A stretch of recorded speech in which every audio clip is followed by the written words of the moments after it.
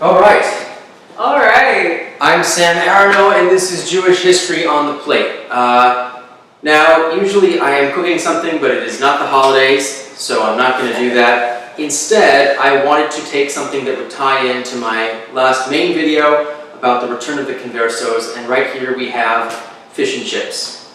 So let's dig in. Oh, with me is Nessia Lieberman. Hi. From various things. Let's do this. We both got the same thing, batter fried, and 2 gold stars, and a whole mess of sauce. Oh, they did send tartar sauce. Tartar sauce and ketchup came out. Is this great. what the curry sauce is? I think that's the curry sauce. Look, they sent tartar sauce and ketchup for free. I've never... Can I smell? Interesting. It is curry sauce. They didn't offer... Even if we can cut that. I'll go get a bottle opener. I have one. Oh, okay. Where's your bear? So, do you ever do you read XKCD? I do not. Familiar with it? No. They did a cartoon on scientific papers and all the different kinds of scientific papers, and someone on Reddit changed it to be about Jewish cooking. All the articles you see about Jewish cooking and how they're all the same, like 12 articles in permanent circulation, like the same theme is being recycled over and over. And one of them was, here's a food you didn't know was Jewish. So let's talk about fish and chips. Let's. Do you want to do a quick l'chaim? L'chaim. L'chaim.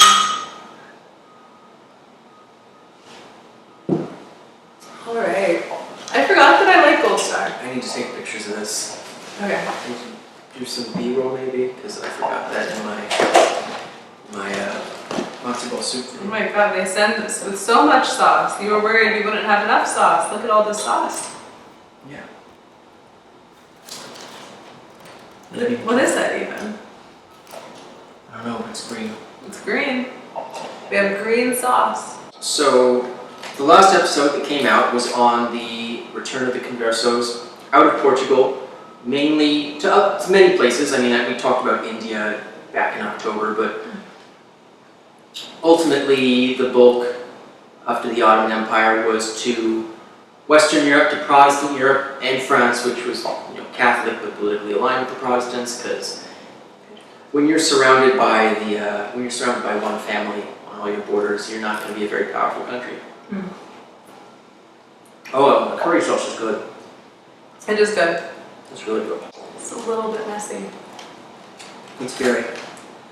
I've never ordered from here before, so I didn't know what I was doing. But it's pretty good. But it's right at the entrance. The address is right at the entrance to the Carmel Market, right at King George and Allenby, and Carmel and a bunch of other streets, because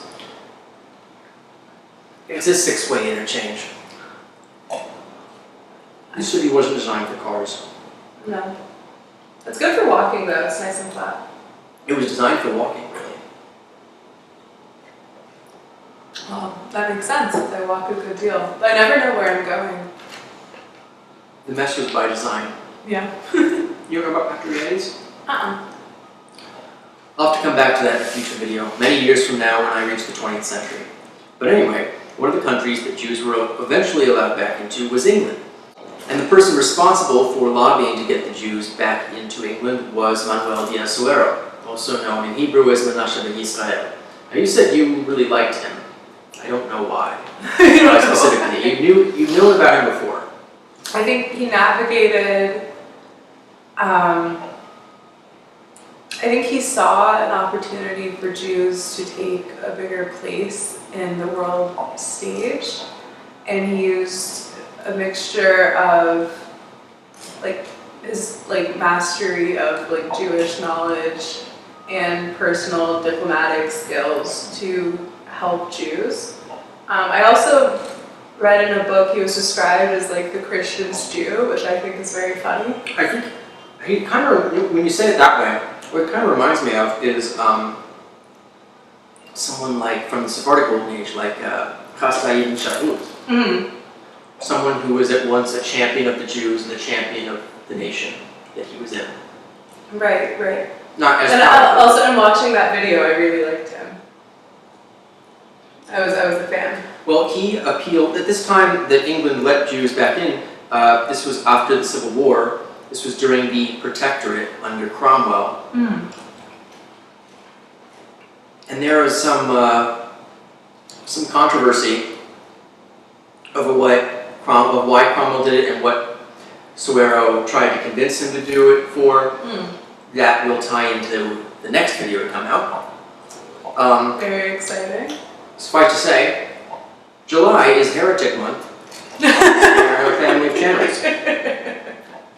So, one of the things he did was, Suero, in his appeal to Cromwell, said some things that mentioned a fairly new group of millenarian Christians in England called the Fifth Monarchists.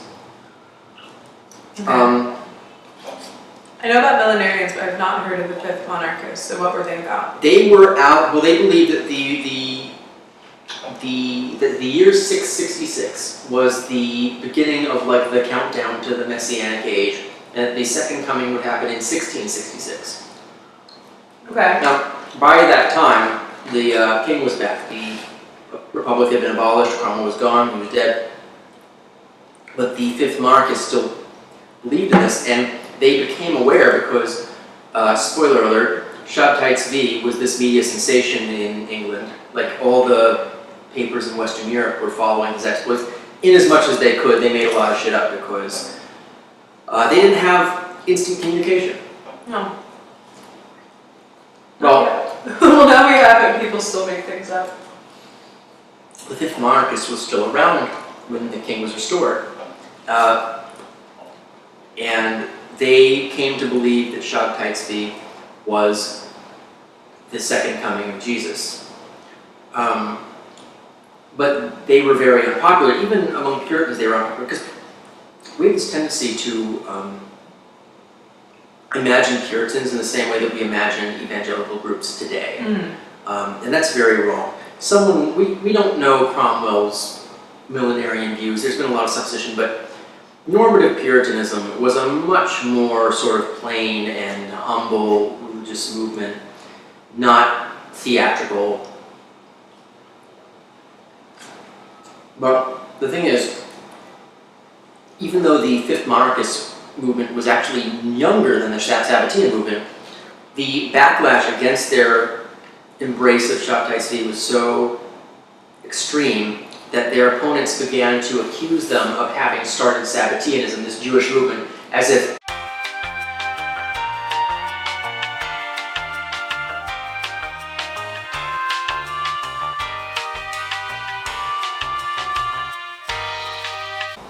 so, because these Jews came from Portugal, they brought the tradition of fried fish with them from Portugal. It's really weird. The typical Jewish man, I don't know, I can't speak for women, in Amsterdam would have been at least tetralingual, usually spoke Portuguese to each other even after a couple generations. Spanish, often in prayer.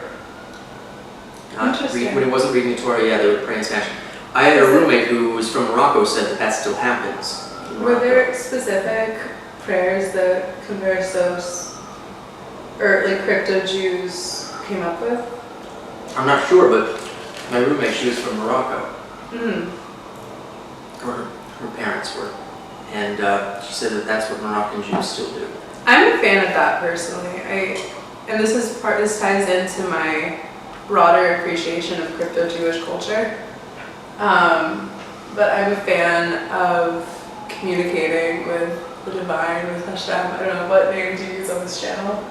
God. Yeah. I'm a fan of communicating with God in your own language, which maybe, like, that's because I grew up in a Christian, like, Protestant society, and there's, like, that influence on me. But I think it's beautiful, and there's a lot of that in crypto-Jewish practice. So, but I mean, my point is they brought a lot of Portuguese culture with them. You get this anytime. Any place Jews move from one place to another, they bring not necessarily anything specifically Jewish, but they bring food from the old country to the new country, and that in the new country becomes Jewish food. somehow fish and chips, when it came to England, was so widespread that it got forgotten entirely. By forgotten, you mean the source was forgotten. They forgot that it was Jewish. They forgot that it was Jewish. It obviously hasn't been forgotten because it's so popular. I mean that it is Jewish is not, it's not something that's thought of as Jewish food. Right. Is that But it mine, should be. Peter? No, this one's mine. Where's mine? I will say that I learned about the Jewish origins of fish and chips in the British context in England. Where? On a placemat at a restaurant in Liverpool. Was it like a Jewish restaurant? No. I love that. I love attributing This this is like wonderful on food the- to its source. I think they call it the Albert Dock. It's one of the more touristy. It's like the waterfront sort of area of Liverpool. That was today, because it's July 4th. That was exactly 6 years ago. Happy July 4th. Yes, though in the US it will not be observed until July 5th, because it's the weekend. It skips? It's a work holiday. Oh. I didn't know. I haven't been an adult in the States, just in Israel. So I don't know. I don't know how that works. That's true, you've only ever been an adult here. Yeah. Though I mean, adult, that's like using the word liberally. So yeah, this is a short one. That's the Jewish history of fish and chips. I'll see you next time for whatever thing I come up with next. See ya. See ya.